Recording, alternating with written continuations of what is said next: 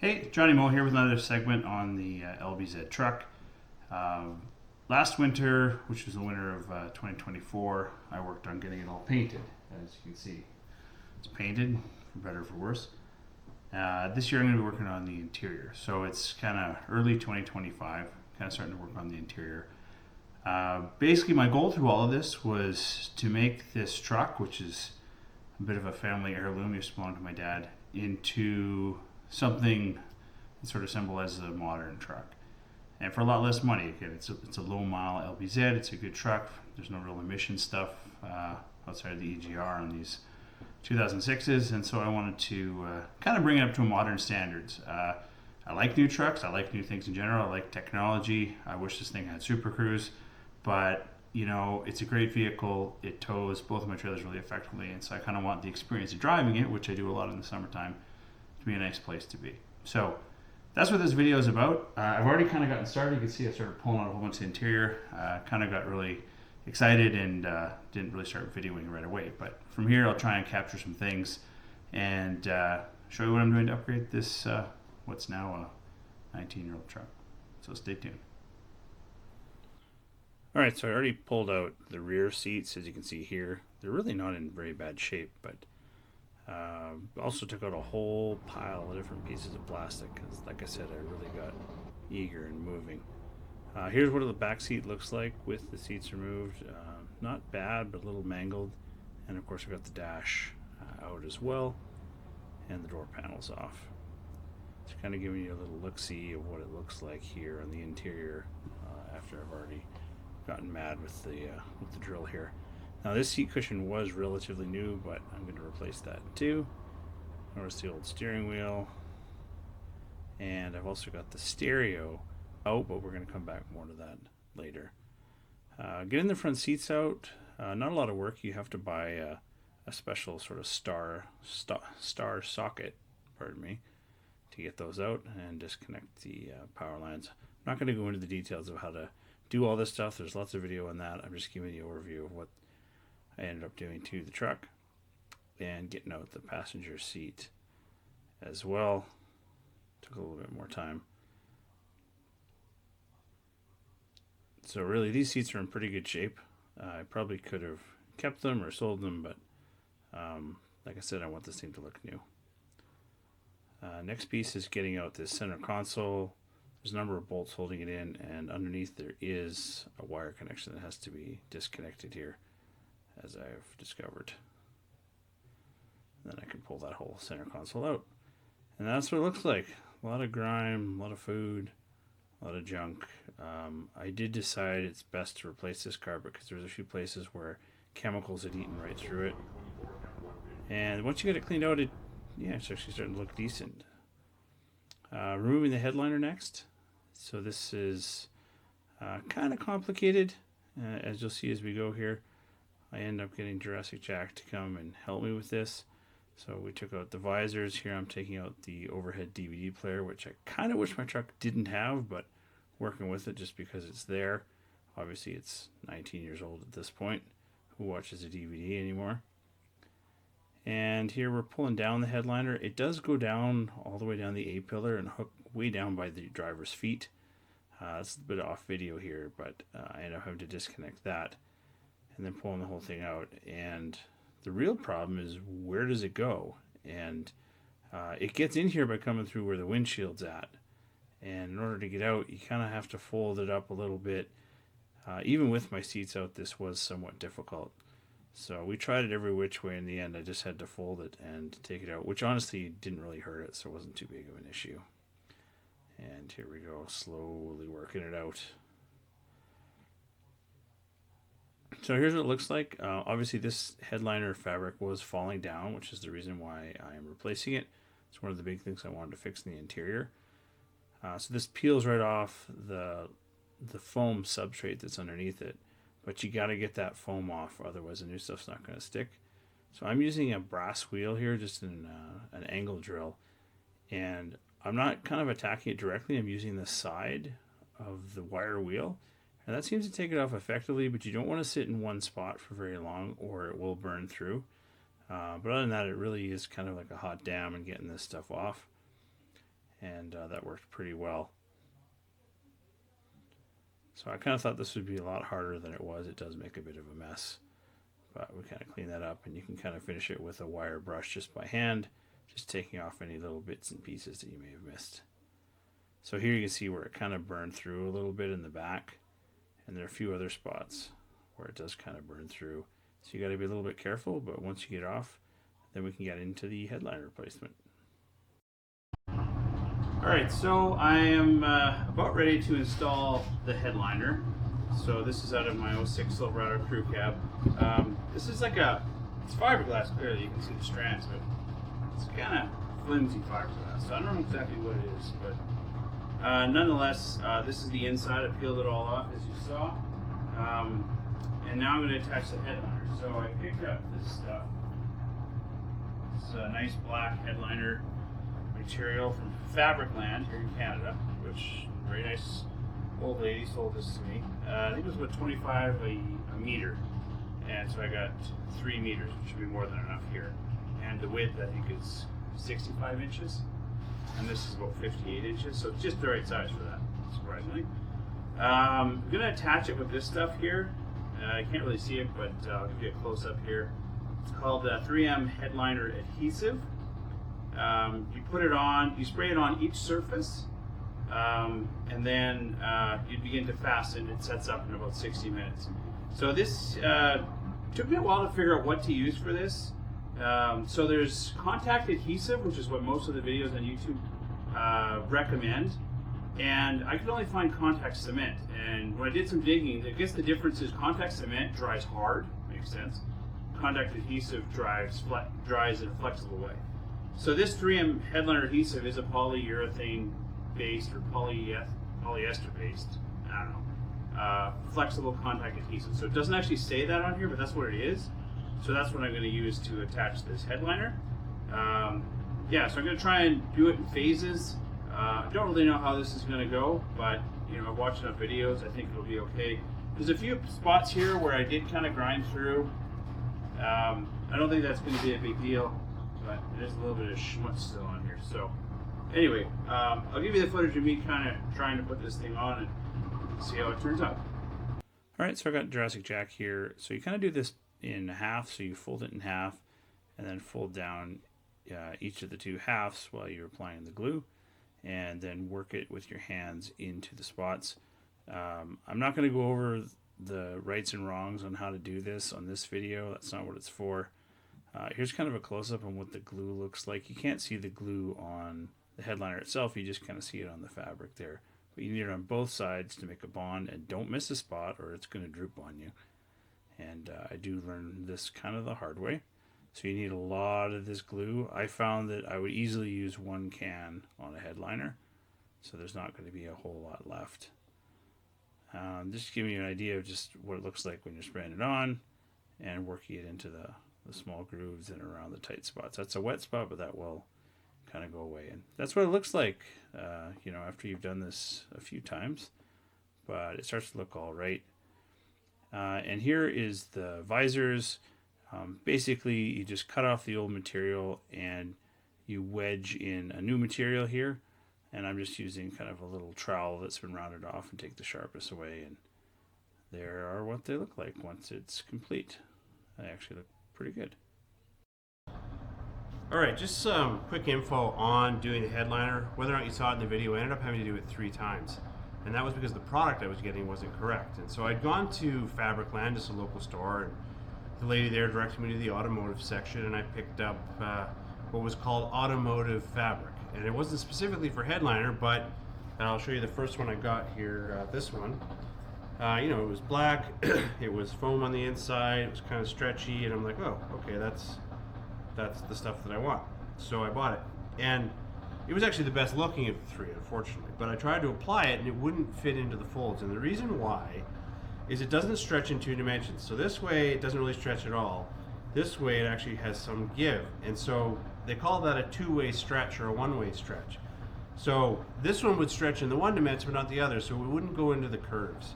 So unfortunately, that's also what I did my visors in. And again, it's the most black and the material that I wanted the most, but didn't work. So the second one I went with, not knowing any better, went to a different fabric land, found this stuff. It was more sheen to it, automotive fabric, but by that point I hadn't realized why it failed the first time, so I bought this stuff. Now this stuff doesn't flex in any dimension. It's completely stiff, so I don't know what good this would be for anything. You couldn't apply this something with anything with a contour, so this is useless. So my second attempt went terribly wrong. And that's when I went to yet another fabric land and found this stuff. And so as you can kind of see, it's a little, almost has a hint of brown in it, but this stuff actually flexes in both dimensions. A little better in this dimension than this dimension, but it definitely flexes in both. And it gives you the flex that you need. It has the fabric on, the foam on the back. It doesn't feel quite as premium, unfortunately, but this was the stuff that I was able to apply, and it worked. So there you go, a little bit about headliner fabrics. So next, I'm just kind of pulling the front seats apart here. I decided not to save any of these leathers, even though they're kind of decent, mostly because you can buy these for fairly cheap. The reason why I'm doing this is I have to get the seatbelt apparatus outside of here so I can get them rebuilt. And on these GMT 800s, it's actually embedded inside the seat. So you kind of got to cut it off, peel back this cardboard, and then there's a couple bolts in there in order to take it out. One of the more complicated parts is there's all these little bits and pieces that you have to ship off as well in the right order and get them pre-assembled so when they come back. And if you get any of those in the wrong order, it's not going to work. So diligence helps. So with all of the interior kind of ripped out, I'm just kind of going back in time a little bit here to show you pulling apart the dash. So this has kind of been a side project I've been working on, is upgrading this joining head unit to a new widescreen 12.3 inch one. In order to do that, I'm going to have to remove the vent that's in the dash here. And that's actually a fairly critical vent because it gives you a whole lot of the cold air that you need in these hot trucks. And so I decided I'm going to try and reroute this thing around where my new head unit's going to go. So that means you got to hack out the old one, which actually turned out to be pretty easy to do here with my little reciprocating saw. And then I'm going to be moving the vent down here on the bottom, so I'm creating just a little bit of extra room. So there was a lot of test fitting of this before I just started hacking it up, but it looks like I confidently really know what I'm doing here. Nonetheless, kind of getting all that removed and cut out so I can make place for one of these vents. And so this vent I actually got from a wrecker, so it's the same as the side vents. I figured it would fit in here pretty nicely if I just use this flex line here to hook it into the tube. So this is flex line that I used in my boat. I think it's 3-inch flex line, so it's meant actually for heating tubes. And then you can kind of get an appreciation for its ultimate destination there down on the bottom.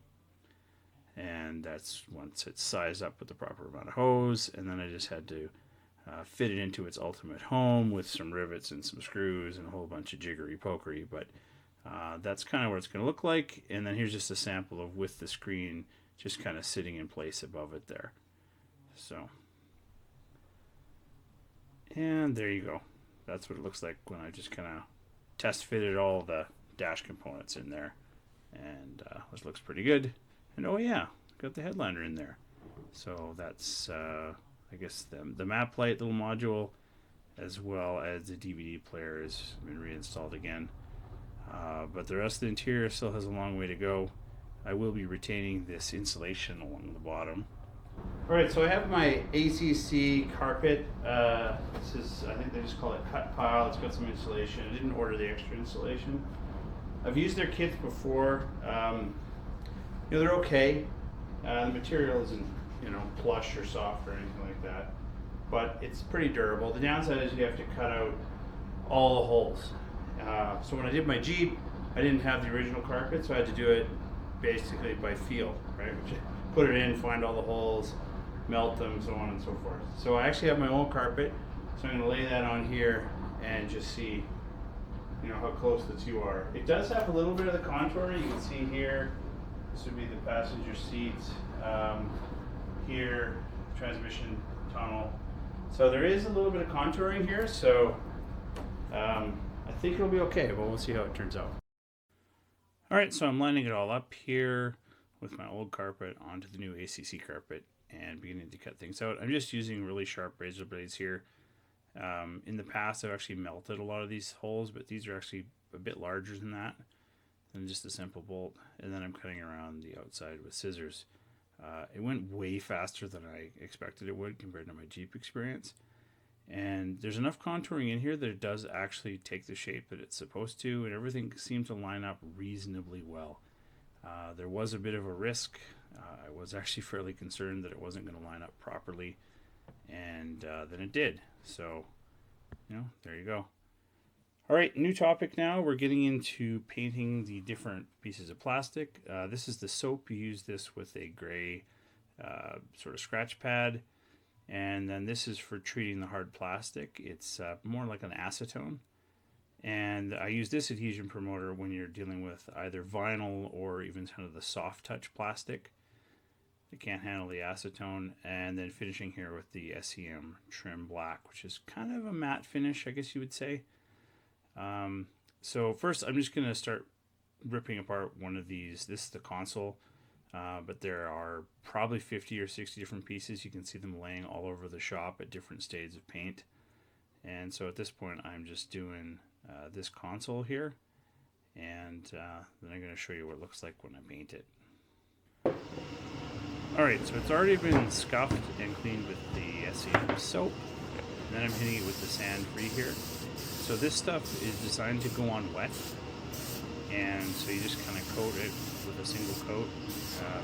I did find that you don't want to overspray this. You want to be pretty consistent because it will start to actually melt the plastic if you put it on a little bit too heavy or if you put on multiple coats. So just one sort of, I'd say, medium wet coat, and then you follow it up immediately with the trim black. And the reason why is as the sand-free evaporates, it'll actually pull the pigment into the product. And so rather than just sort of priming the product and you paint a fly on top of it, it actually kind of melts it right in. And that's why you can't use this stuff on traditional vinyl, because it will just warp and destroy it. I ended up spraying that stuff on the glove box, and it really ruined it. It started to kind of pile up, I guess you could say, wrinkle it almost looked like. And I had the same issue with the actual dash itself. So the top of the dash, although it felt like plastic, had some sort of a vinyl product in it. So you have to use it and test it in a conspicuous spot. And again, here I'm doing another piece.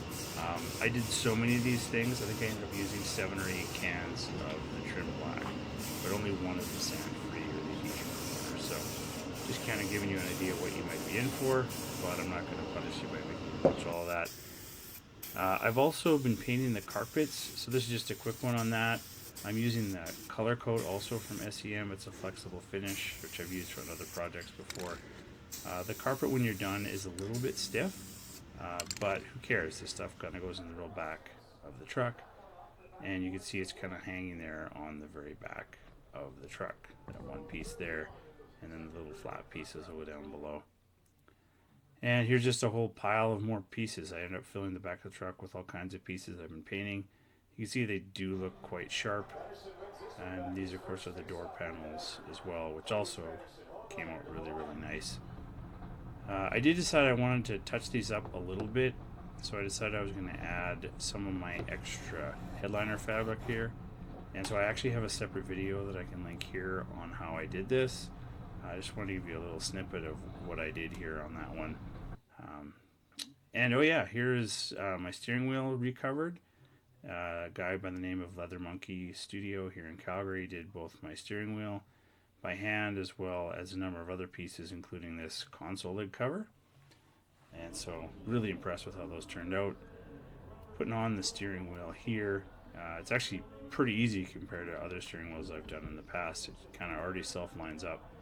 Just got to hook up the horn and the various buttons and everything into the harness right inside the steering wheel. And putting it in is just with a single nut.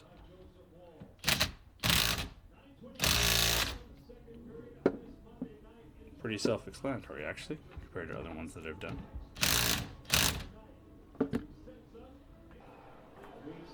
and coming in here with the airbag module. So make sure you're doing this with the battery disconnected. So we just hook in the module here, and come on, John, just hook in the module here. It's not that hard.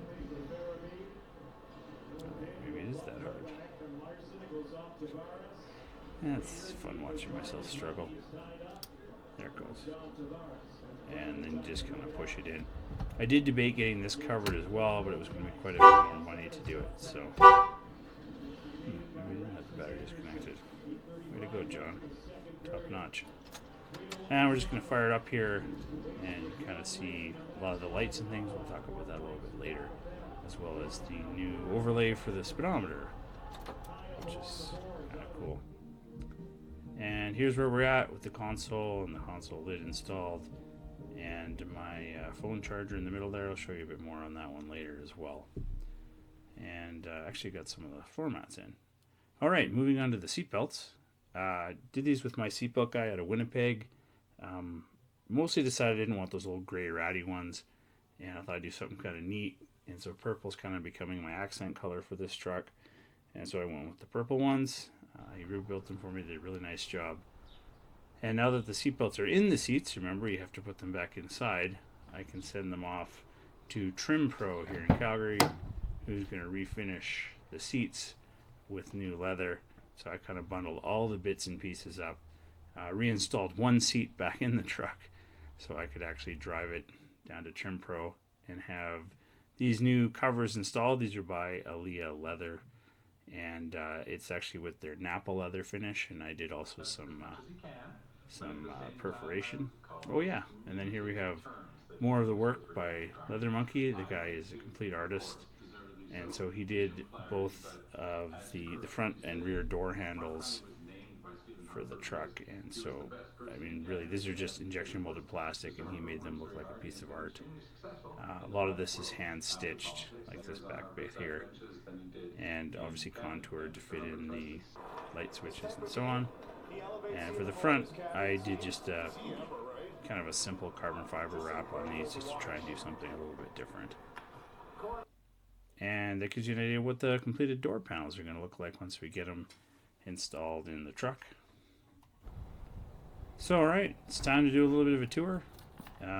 First thing here, I did put these little floodlights or puddle lights. They're actually for a Ford, but I kind of built them in and hooked them up to the courtesy lights in the truck. Installed these Bushwhacker bed rail caps, as well as these bullring hooks here. And in the back of the truck, I did kind of reroute from last winter how I control my airbags.